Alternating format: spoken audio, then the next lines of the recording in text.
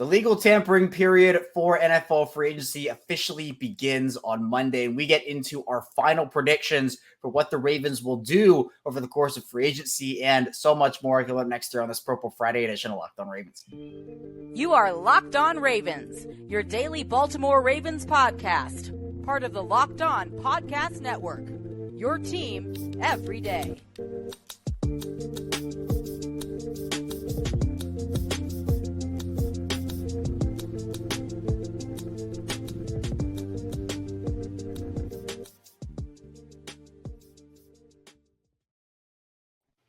Welcome into another edition of Locked On Ravens. We are a daily Baltimore Ravens podcast, and I'm your host, Kevin Ostreicher of Ravens Wire. We're here, as always, on the Locked On Podcast Network, your team every single day. And thank you so much, as always, for being here and making Locked On Ravens your first listen each and every day. We're free and available on all podcasting platforms. That includes in video form on YouTube and audio form, wherever you get your shows. So really appreciate everybody who's liking the video, subscribing to the channel. Really helps out a ton here. We're 5 days a week of Ravens content plus bonus content. We'll actually have a bonus episode tomorrow on Saturday, so be sure to stay tuned for that. Today's episode of Locked On Ravens is brought to you by Game Time. Download the Game Time app, create an account, use code Locked On for $20 off your first purchase. We have Qadry Ismail back in the building, former Baltimore Ravens wide receiver and Super Bowl champion, back in his Purple Friday spot for the week. We're just a couple days away, Q, from the start of that legal tampering period. The official start of free agency of the new league year is on Wednesday, but starting next week, the Ravens at noon are going to have the opportunity, much like all other 31 teams, to get active, and I'm expecting a lot of shuffling, especially for the Ravens. You know, the one thing I look at with free agency and the Ravens, as much as we say, hey, this is free agency and look what the Ravens are going to be doing, historically, they've let this first wave of free agency pass, and then they kind of get a little more, all right, prudent.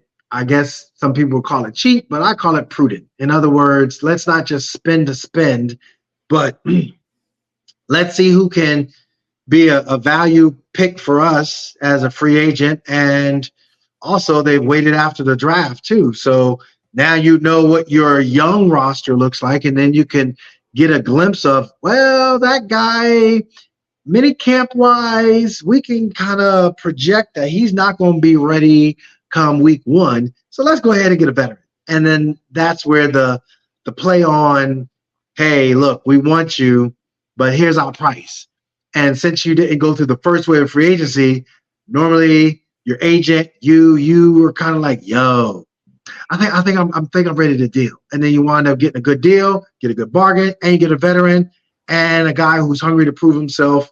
It's a win-win for the Ravens. That formula has worked time and time again, unless you're Steve Bisciotti and telling Eric DaCosta to go ahead and look to Odell Beckham Jr. Other than that, bruh, I think this year is going to kind of go back to the old way and just be more of a value, let's wait and see type of a proposition.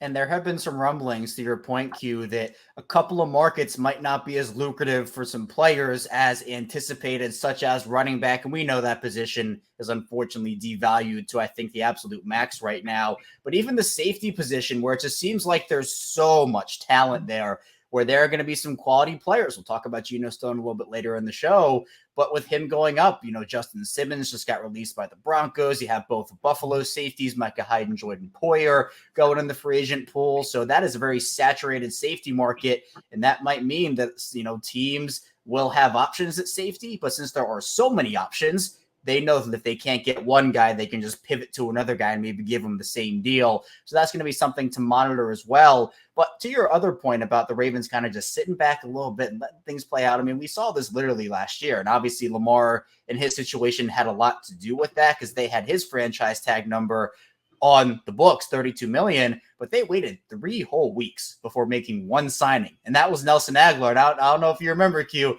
the Ravens fan base was not very happy. I'll put it lightly, not very happy with that signing. Now, it turned out great for him, and Aguilar's now back with the team. But even a couple of years ago, that whole first day, a couple of years ago, they didn't do anything. And I remember we talked about it because the second day, they signed Marcus Williams, they signed Morgan Moses, they signs Darius Smith technically, but obviously that didn't work out. We had a whole conversation about that. But I think the Ravens can't afford to sit back and wait a little bit. So I agree with your message and personally, my message is I'm not panicking if the Ravens don't make a move on the first day or even the second day. They have their strategy. But the thing is, with all these free agents the Ravens have, I think what might cause a little panic is if they start losing guys like Patrick Queen and Geno Stone and Odell, all those guys on the first day, let's say, and then they do nothing, because then fans might be like, okay, we're losing all this talent, but we're not bringing anything in. Yeah, I can see where the fan base gets like that. But see, this is part of why, humbly, I say I don't like the offseason. I appreciate getting on, chopping it up with you. So there's a difference. Right. But when it comes to this offseason, it comes to a lot of guessing. It comes to a lot of panicking. You're not sure. What the heck? None of us, and including you and I, as plugged in as we are with the Ravens, we didn't know whether or not Lamar is really going to, sign with the Ravens or not sign with the Ravens. We had no idea that the trade request was from an earlier time frame. All we knew was, oh my God, at the combine, did you see what Lamar did? And, there were talks about Odell Beckham, but they were just talks. We didn't know that it was, oh, snap. Wow, we're talking that, owners meeting. You had Odell's representation and Steve Bisciotti and Odell are chopping it up. What am I trying to say? We know Patrick Queen is set to be a free agent. And if, in fact, Mike McDonald is trying to bring in his people, Patrick Queen is his people. They have a different salary cap than the Ravens. So you're going to get a premium deal. If I am Patrick Queen, I'm taking that premium deal. Raven fans, we know this. It's okay. We got to live with it. At the same time, when we look at Geno Stone deserves to get money. So if it is with the Ravens, cool. But if it's not, then that's fine too. And you got to examine it for yourself, Geno. But at the same time, we got to be patient. We got to allow the process to go through. We can't get caught up in, oh my God, the world is falling. Like, I'm sure Buffalo Bill fans are sitting there like, oh my God, Poyer, he's gone. Oh my God, we got our other starting corner, he's gone. And now our offensive line, our guard, we don't have anybody. So yes, that's just life in the offseason, life in the world of guessing. But so be it. And if it moves the needle, sure, it's going to move the needle. And I'm sure some general managers, unlike an Eric DaCosta, who don't really understand this process and patience, they're going to panic. They're going to read their own news clippings. They're going to get frustrated. But I think Eric DaCosta, hey, I know what I need to do. I know what I need to surround myself with. More importantly, I know who's going to be in a draft. Who are my free agents? That's what AFC Championship game. You lose. You're ready to kick the dog. Fan base is ready to go to your house and TP it. What do? You got to get on a plane to go down to Alabama to look at the Senior Bowl. It's because you got to recognize this is your season. The Super Bowl, technically, for Ravens and scouts and all that, it's the draft for them. So for us, we sit back and buckle up. Free agency is here. Yeah, and unfortunately, Q, I think this episode, with it being free agency predictions, another word for guessing. We're gonna do a little bit of guessing on this show. Just wanted to prepare you for that. But it is true because look, I wish I knew everything the Ravens were gonna do. I wish that look, even the executives, the general managers, the teams, they don't know what's gonna happen, right? The draft is a thing where they don't know who the next pick is gonna be. So it's almost like things are getting thrown at you 24/7 if you're running a team. If you're Eric DaCosta trying to build this roster out, you might have a plan A, but you're probably going to go all the way to plan H before you actually have something that works, because you have 31 other teams you're competing with. And at that same time, Q, with this whole thing, you mentioned Buffalo and how they lost everybody. They cut like 6 people on Wednesday, and they were going through it, restructuring. Now, with the franchise tag for Justin Madubuike, the Ravens went from about $12 million under the cap to about $10 million over it. So they're going to have to get under the salary cap threshold by the time the new league year rolls around. That could include guys getting let go, like a Tyus Bowser potentially, or Ronnie Stanley, Morgan Moses, Patrick Ricard. I think Tyus Bowser is all but a lock at this point. Again, don't really know what happened between him and the team with his injury. But you could even extend a player like Lamar Jackson. That would actually get you under the cap in just one move, save you $11 million.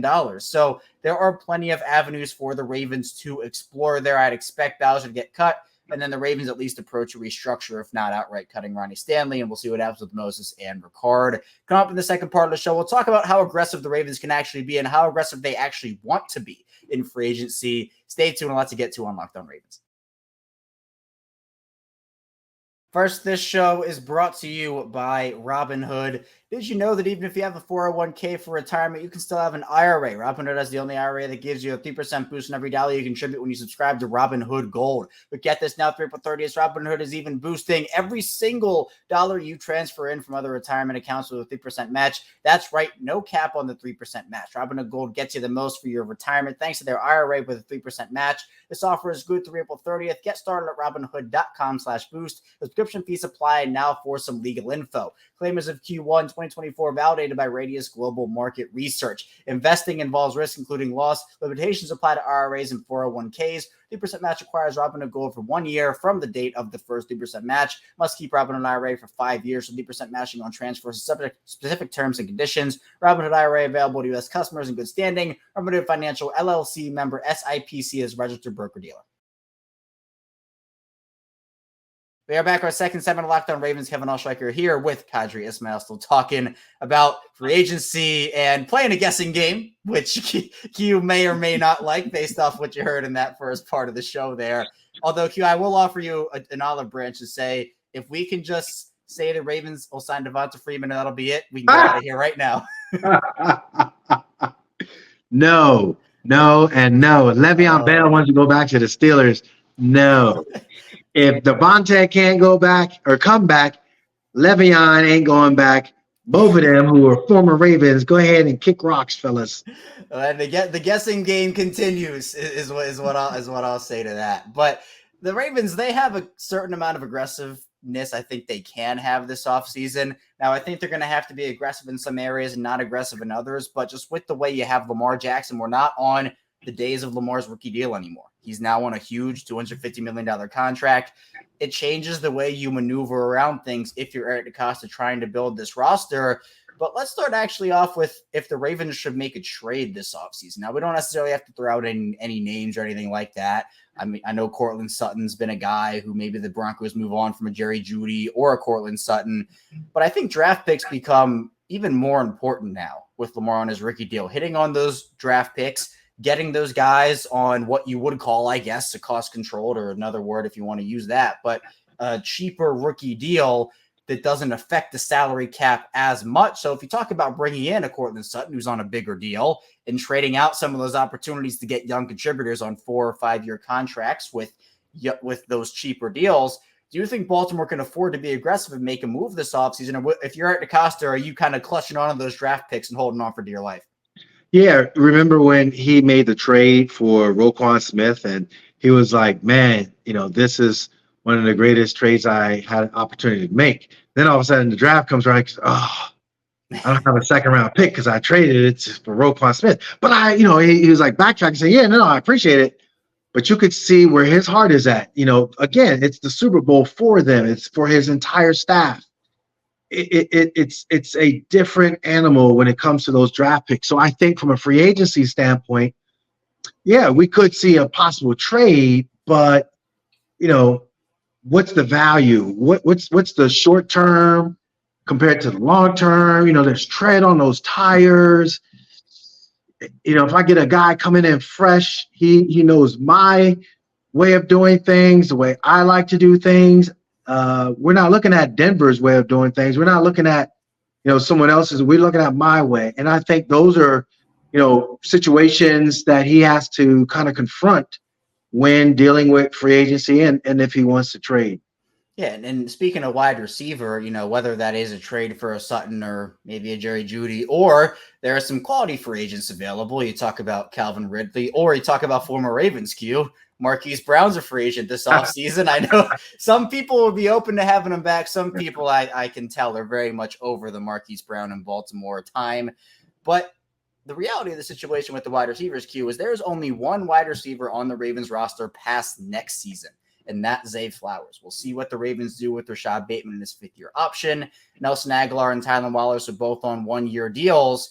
I wouldn't be shocked if Baltimore goes out there and maybe tries to pair up another wide receiver in free agency with Zay Flowers long-term, but they also could maybe look to the draft and try to draft another long-term piece. Now, if that's a first-round pick, that'd be 4 of 6 drafts for Eric DeCosta where a first-round wide receiver is taken. So that's a lot at one position. So I feel like DeCosta might want to steer away from that draft, maybe an offensive lineman or a cornerback, and maybe it's not the best wide receiver in free agency, but I think there is definitely a veteran that's going to be added. And I don't know if that's going to be Odell Beckham Jr. being brought back. Honestly, there's a couple of things you said there that, and looking back at the Eric DeCosta personality trait, one of the things he doesn't necessarily like from a receiver aspect of things to admit defeat. And he admitted that he was like, look, we're going to keep stepping up to the bat and swinging. So you got your franchise quarterback. You've listened to him. You've listened to like a Steve Smith Sr. where, hey, what do you think about, Zay Flowers and all the things as far as the conversations that led up to drafting Zay. Now, what are the conversations that we're guessing are being had as far as receiver when it comes to Lamar and Eric DeCosta? That's something that you got to kind of stick in the back of your mind. Again, from a overall look, I don't think that any of those names you mentioned are first go-round free agents that will get these fat contracts. I think that they're, later in the summer, let's things shake out type deals to be made. That's my personal opinion in that regards, and Marquise Brown included. And I wouldn't put it past them to like, hey, man, if the money is right, we can go ahead and sign you if the money is right. But then I also look at the draft. Yeah, I don't see where he would flinch if the board, as they always say, Ozzy always say, trust the board. And I get it. I get it now more than ever because of all the incredibly due diligence you've done. And you've put yourself in this position where, like, you left no stone unturned. You don't even rely upon other scouts or scouting agencies. You're relying upon your guys, your people to set that board. So if a receiver falls and that's the number one guy for them, value pick, all the other buzz kind of cliched words, holla at your boy, they picking them. And there is Eric saying, look, the board set itself up, and at the same time, we felt he was worth it. Look at what they did with Patrick Queen, man. And then all of a sudden, look what they did with his now apparent heir apparent. It clearly was in the Ravens' favor to get Simpson, and he fell to them. They picked him. There it is. Yeah, and you know what position the Ravens didn't need in 2022, Q? A safety. Who would they take at number 14? A safety, because he was a top 5 player in that draft, and he fell all the way to 14 because of his 40 time at the combine. The Ravens had 2 safeties that were quality players. But when a guy like that falls to you, you take him. Now, the best player available strategy doesn't span as far as if Jaden Daniels drops to 30, they're not going to take a quarterback. If Drake May drop, they have their quarterback. That's a different conversation. But when you're talking about, if there's a wide receiver and an offensive lineman and a cornerback and an edge rusher, they're going to probably take the highest guy on their board that still fits a need there and can play out, even if it's not an actual immediate need, like safety was not an immediate need for them.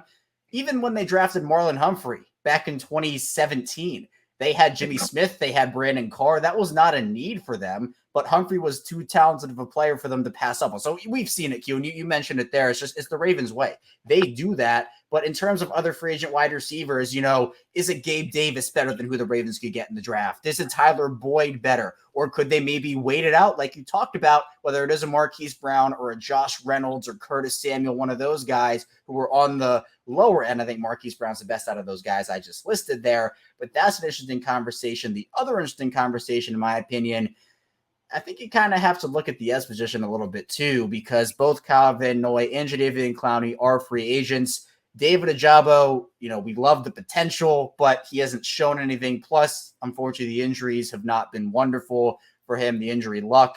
Odafe Oweh has shown some flashes, but has not been necessarily overly consistent over the course of his career. Although he was towards, this latter part in crucial games, like he showed, some really cool stuff as far as pressuring quarterbacks.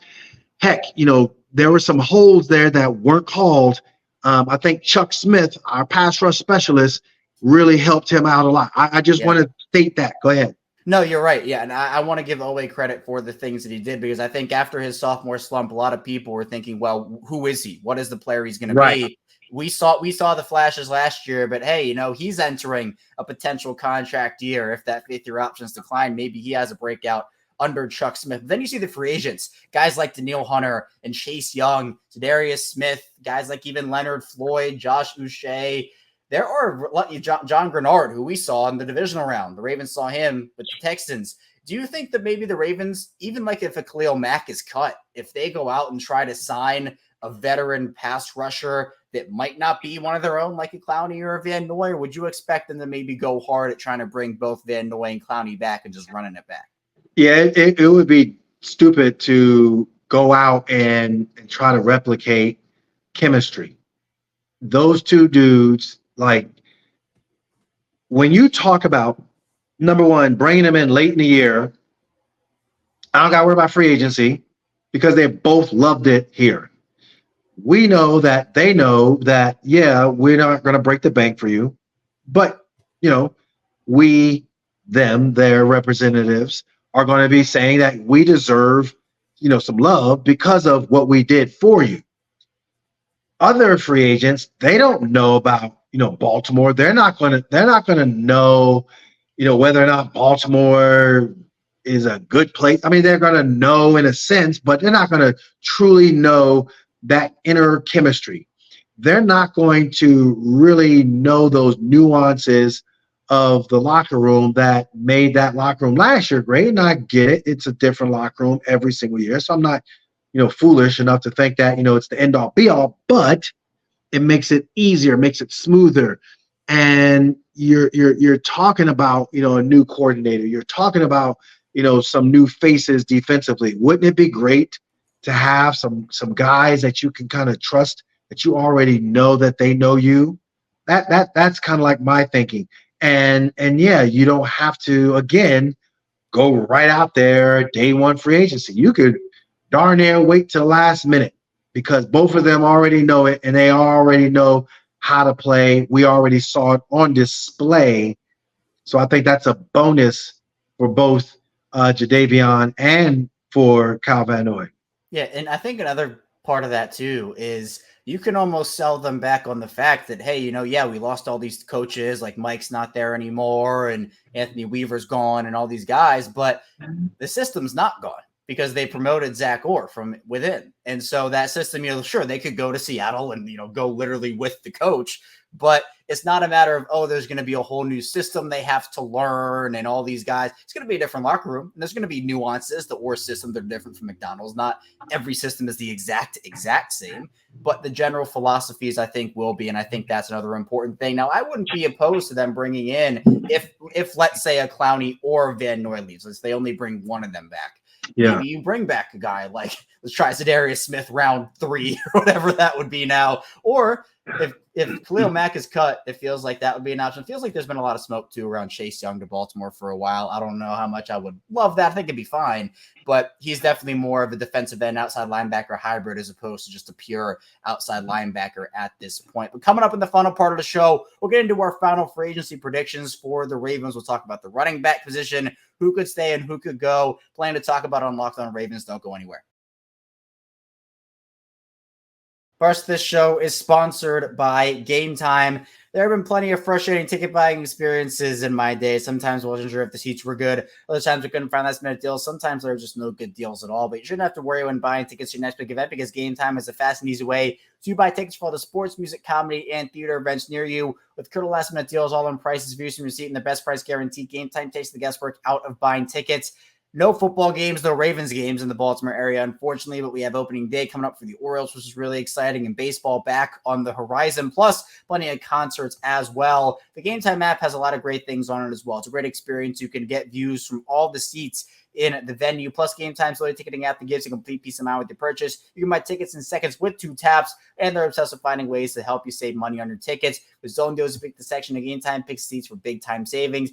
The else we're going to buy tickets with Game Time. Down the Game Time app, create an account, and use code LOCKEDON for $20 off your first purchase. Terms apply again. Create an account, redeem code LOCKEDON, spelled LOCKEDON for $20 off. Download Game Time today. That's been tickets lowest price guaranteed. We are back here with Locked On Ravens with Qadry Ismail. I am Kevin Ostreicher talking Ravens football. Really appreciate everybody for tuning in today and making Locked On Ravens your first listen each and every day. Again, we have a bonus episode coming out tomorrow as well. So be sure to subscribe, follow along in audio form and video form. Now, Q, I mentioned that running back position, and it is probably the position that's getting the most talk for the Ravens as we head into free agency for a couple different reasons. You have 3 free agents in Gus Edwards, J.K. Dobbins, and Dalvin Cook. But then you just have this laundry list of incredibly talented players. And I could go on and on. Derrick Henry, Saquon Barkley, Josh Jacobs, Austin Eckler, Tony Pollard, Zach Moss, et cetera, et cetera. Feels like there's going to be at least some change. Eric DeCosta and John Harbaugh essentially said as much at the Combine. I wouldn't expect all 3 of Dobbins, Edwards, and Dalvin Cook back. But do you expect them to swing for the fences and bring in one of the Derrick Henrys, Saquon Barkley's, Josh Jacobs? And is that even something you want them to do at this point? Ooh, buddy, I'm telling you, it's so hard. I guess the guessing for me would be a no. Only just reading the tea leaves of like the market with running backs. You know, you get the drafting of a guy or an undrafted free agent. Sure, you can get a veteran later, I believe, in the free agency period, like later. Also, you can also let them dudes go out and test the waters. And if nobody is really like screaming for you, Tony Pollard, then sure, as it gets later on, then maybe you might, consider bringing him in and kicking the tires and being like, yo, what do you think about being a Raven? I know you loved your Cowboys, but they ain't love you back. What about playing with Lamar? Derrick Henry, hey, bro, you got lots and lots of treads that have worn down on those tires of yours. We're a good team. We got an incredible franchise quarterback. Bruh, price got to be right for us, right for you. Let's do it.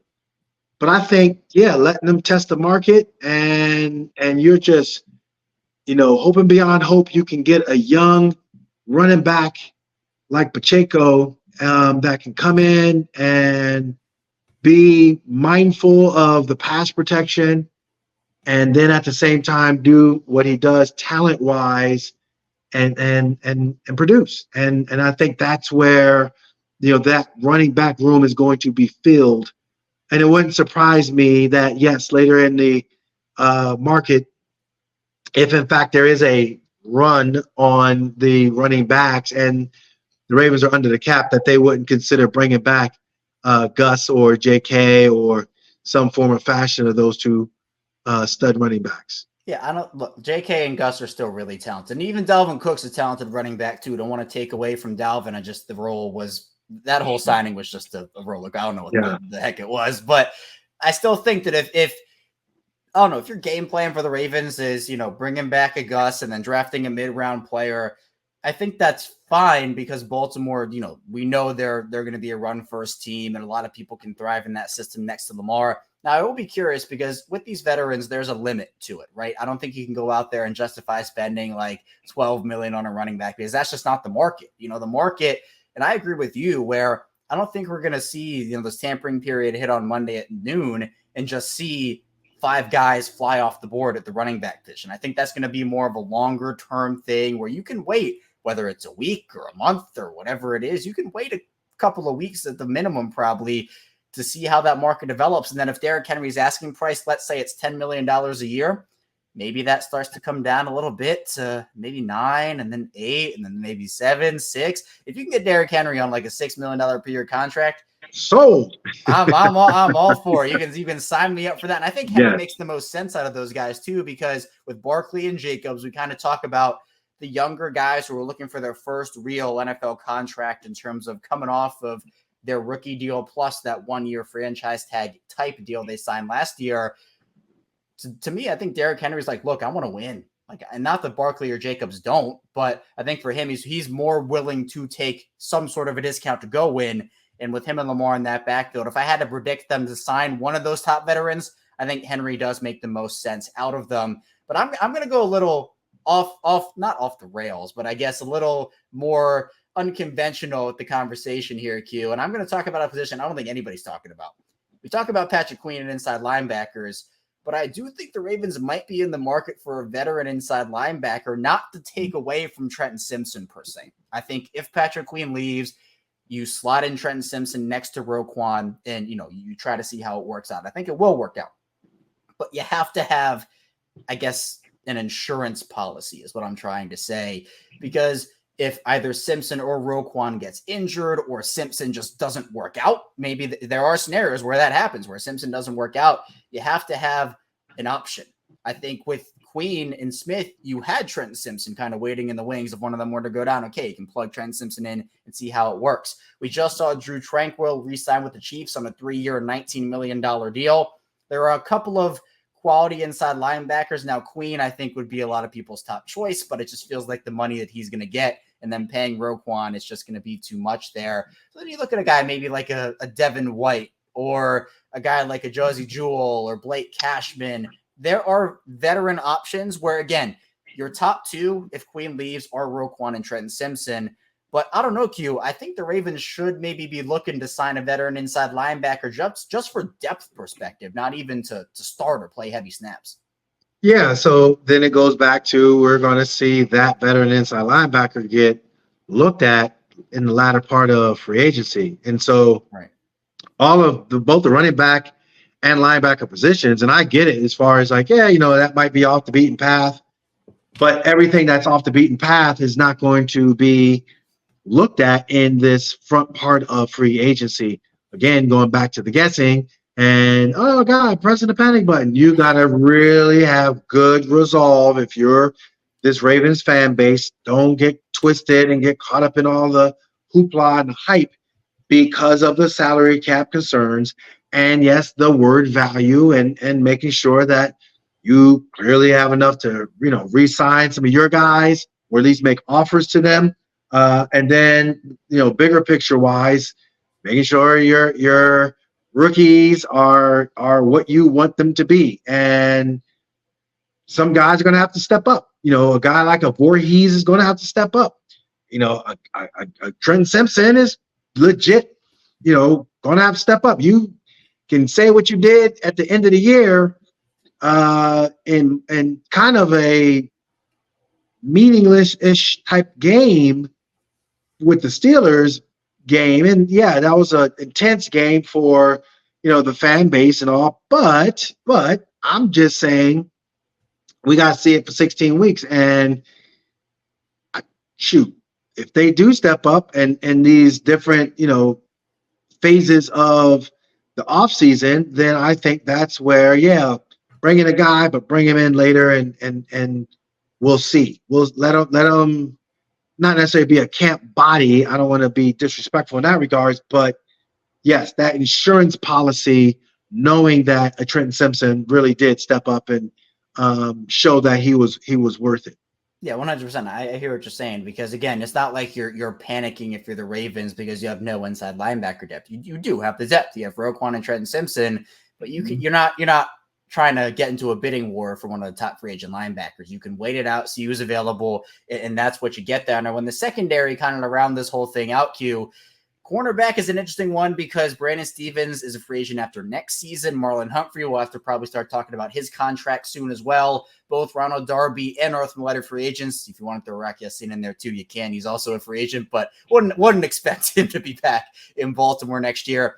I would expect the Ravens to try to get a quality safety if Geno Stone leaves. Now, they're not going to, again, break the bank because they already have Marcus Williams and Kyle Hamilton, but just a quality third safety. They go after maybe a Kevin Byard, who's an aging veteran, but has shown to be a ball hawk with Tennessee and played with Philadelphia the second part of the year. Corner-wise, do they go after maybe a division rivals corner, the Bengals Chidobe Awuzie? Do they go after Stephon Gilmore? I expect them to make at least one addition in their secondary, assuming that Geno Stone leaves, and maybe a couple of those corners do too. But I'd also expect them to try to bring a guy like Ronald Darby or Arthur Millett back. Yeah, they're going to bring their guys back. Corner, again, if you look at historically, can't have enough of them. That's an Ozzie Newsome quote. Well, then Eric Costa took over that quote as well. Heck, we would have probably been in a lot more AFC championships / Super Bowls if we had some really good cornerback depth. Anyway, that being said, I think, yes, you look at your own guys, you look at Darby, you look at those guys, you say, what is it going to take to get you guys to come back? But then I think like a Stephon Gilmore, absolutely, you would kick the tires on him and see what he is looking like. I like him a lot. I like his game. I like his style. I think it would fit the Ravens really, really well. I think he's very professional as far as, the game within the game. So that's my guess as far as corner. Yeah, I agree with you. And even the Buffalo guys, I mentioned those guys a little earlier. You did too, Q, where a Trey White potentially. Now, he's coming off of 2 really serious injuries. So, again, you got to kind of factor that one in. He's still a talented player, but, again, you got to wonder about the injuries. Avonte Maddox from the Eagles, he got released. And one of the best slot corners in the league when healthy. But, again, he is also very injury-prone. Maybe Jordan Poyer or Micah Hyde does come to the Ravens, and that's their third safety type, a cheaper type deal there. So I expect them to sign a running back of some sort. I'll predict Derrick Henry just to do it. I feel like there's been a lot of smoke there. I expect them to sign a corner and a safety, an inside linebacker. I expect them to be active in the edge market. But again, this is over like months. This is not just, the first day of free agency, they're going to go out and sign 5 players. I expect it to be a bit more of a slow burn like we've seen the Ravens do. And if they do sign guys on the first day, it'll be fun. It'll be exciting, and that's fine. But based off of history, Q, at least in my predictions, I'm not going to predict them to just go all aggressive and sign 10 guys on the first day, because that's not what they do. Are you kind of in that same boat? I am. I just think that it's just unnecessary to think the Ravens need to do anything in this first wave of free agency.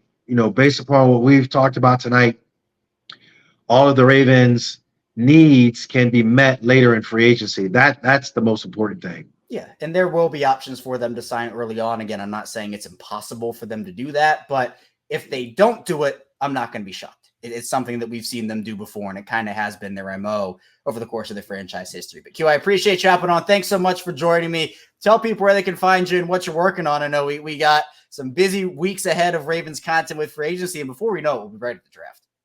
Yeah, no, I think from the bigger picture standpoint, go to missiletraining.com.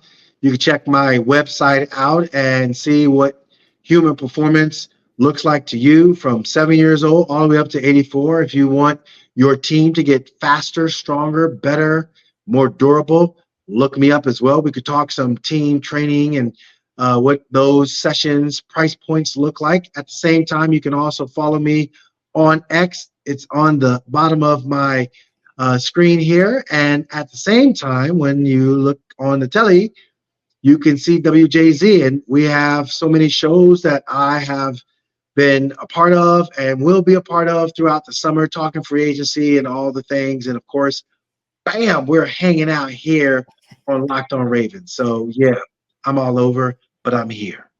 Q does great work. He knows his stuff, training wise, football wise, the whole 9 yards. He does his thing, and the links to Q's work will be in the description down below. Q, I appreciate you again. Thanks so much, and thank you for tuning in today on Locked On Ravens. We'll be right back here tomorrow with a bonus episode as free agency creeps up. Stay tuned for that. Be sure to subscribe, follow along here on Locked On Ravens video form and audio form. I'll see you right back here tomorrow on Locked On Ravens.